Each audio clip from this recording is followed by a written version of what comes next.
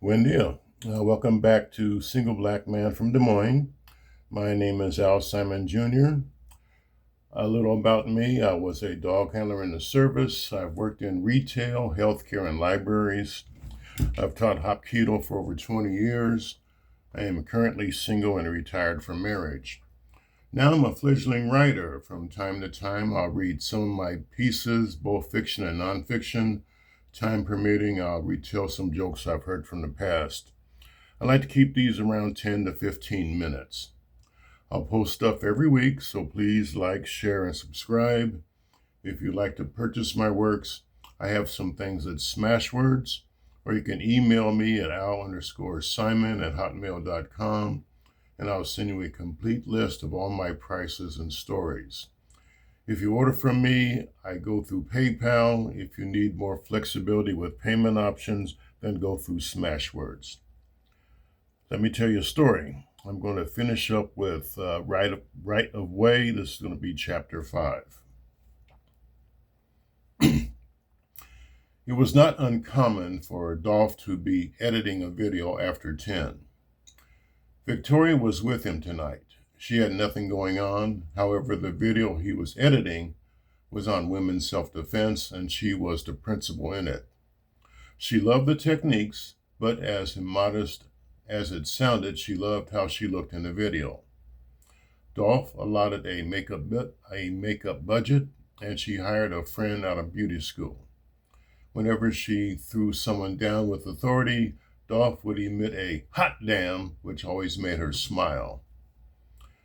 After looking at some raw footage, without looking at her, Dolph said, "We've got over an hour of stuff here. I'm glad you're here. There's some stuff we're going to have to edit out." "Could we make 2 videos?" she offered.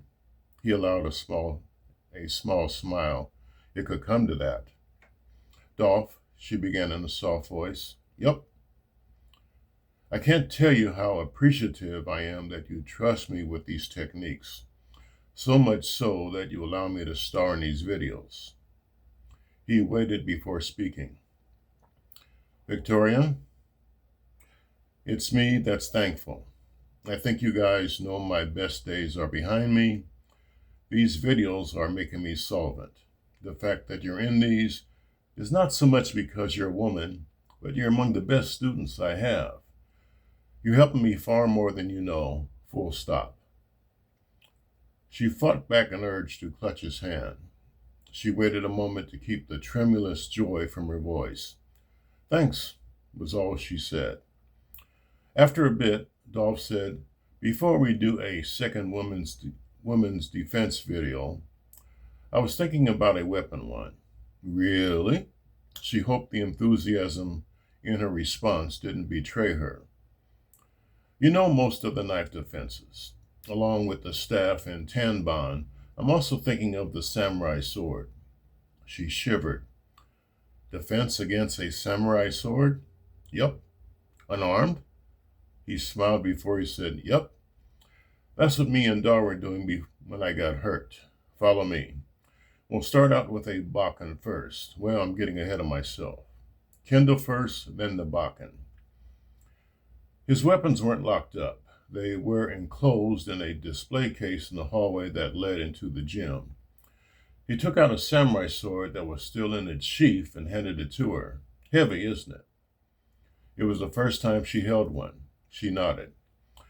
"You can also do the combination punches with the sword as well as the staff." "Really?" She'd seen some techniques done with the staff, but not in the fashion of the speed drills that the combination punches were. "Let's head to the mats and I'll show you the first one." "Cool." It was as they were headed down the hallway towards the gym and his office they heard a commotion. They found Wheeler at the front of the gym, where the altar of the flags of countries where Dolph studied, and the pictures of Morihei Ueshiba, the father of Aikido, and Che Young-sil, the father of Hapkido, along with Jong Young-sil, Dolph's Korean instructor, and the United States flag. Everything was in disarray, and items were flung to the floor. "Where is it?" Wheeler's voice sounded pained. I've got to have it. What are you doing? Victoria cried, aghast with the damage and lack of respect Wheeler was showing. Dolph placed a restraining hand to her forearm. His face was impassive as he was ascertaining the situation. What are you looking for, son? Dolph's voice was calm. Don't son me. I want your diary. With his voice as impassioned as his face, Dolph said, not only you can't have it, I want to know why you need it. My. It was here where Wheeler was tripped up. He had no reply. He just knew that he needed the book.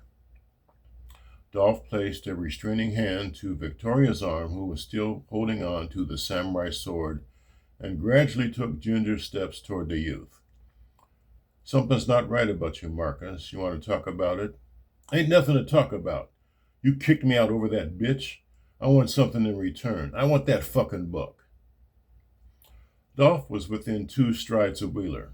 It's not in this room. It's in my office. And again, you can't have it. Bullshit. Before Dolph could realize what was happening, Wheeler leaped at him. He knew there was a chance of violence occurring. However, he wasn't prepared for the assault that followed. Wheeler's pointer fingernail was longer than most. Perhaps a half-inch protruded over the finger. He was known to do push-ups on his fingertips, so his hands were stronger than most. He shoved the pointer into Dolph's right eye and sheared 2 of the 6 muscles that held the eyeball in place. With a yank, he snagged the eyeball and pulled a portion of it out of its socket.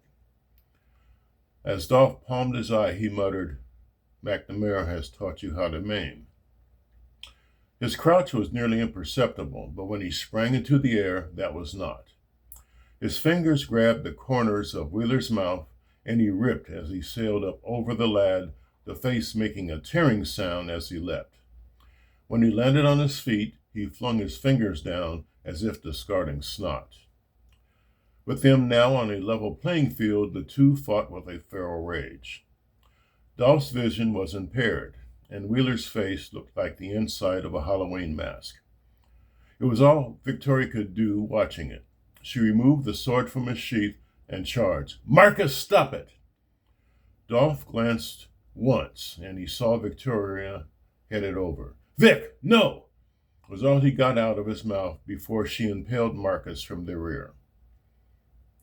It was a half hour later when he found her sitting outside the gym on the curb. Her face was in her hands. I'm not going to ask if you're all right or how you're feeling. He sat down beside her, holding some papers in his hands. I'm going to have to call the police and turn myself in. That's not necessary. But I killed him. She turned to face him. Her face was puffy from crying and her eyes were red and swollen. Sign these papers. What are they? They're a quit claim. I'm signing my business over to you. I'm getting rid of Marcus's body. I'm going to take the fall for this. I can't let you do that, Dolph. It's all right, Vic. The die has been cast. I can't let you throw your life away for something that's not entirely your fault. What do you mean? There's someone else responsible. I'm going to make them pay, and because of that, I have to disappear. I want to make sure the gym falls into the right hands. They talked for another half hour before Dolph got into his car and drove off. Chapter 6. McNamara was soaking in his jacuzzi. He had a snifter of cognac beside him and a cigar smoldering in his right hand. A pleased smile stretched across his face. He didn't know why he felt so good. He had no idea how his plan was going to unfold. He placed a hypnotic suggestion to Wheeler while he was under the influence of something he had heard about from Colombia, a drug called scopolamine, colloquially called devil's breath. He had no idea that the tea would work. He would have to find Sutton and thank him for everything if it worked out. And if not, there was no skin off his back. There might be some kind of kerfluffle, nothing that would lead back to him. And what if everything worked? He'd have Dolph's diary, and Lord knows what kind of treasure treasure trove was in there. Dolph didn't have a corner on the market when it came to martial arts. There was no way Dolph could accuse him of stealing his property. And better still, and this made him chuckle, what if Wheeler and Dolph got into it? Granted, with Dolph's being the senior, he'd have the edge. But what if? It boggled the mind. What's so funny? A familiar voice came from across the room. McNamara's countenance immediately changed. A chill went through his body. He turned in the waters of the whirlpool. Dolph was standing in the doorway of the dressing room where the showers and whirlpool was. A gauze patch was over his right eye. You want to share the joke? What are you doing here? How did you get in my gym? Dolph grabbed a towel from a shelf near the door. I won't be answering your questions, however, I have a few of my own. What did you do to Wheeler? I don't know what you're talking about. I bet you do, and I'm not going to argue with you about it. Wheeler's dead, by the way. What? It's tragic. What's more tragic is that you're behind it. McNamara rose from the water and turned to face Dolph. Again, I don't know what you're talking about. Save it. You sent him after my diary. Dolph wound the towel around both of his hands. And I'm going to make you pay. I'm not afraid of you, Dolph. Good. I don't want you to be afraid of me. And Dolph stepped closer to the whirlpool. Wheeler's body was never found. However, there was a story in the morning paper the next day about how a local martial arts instructor was found dead in his whirlpool in less than 3 feet of water. Okay, that's going to be it for Right of Way. Again,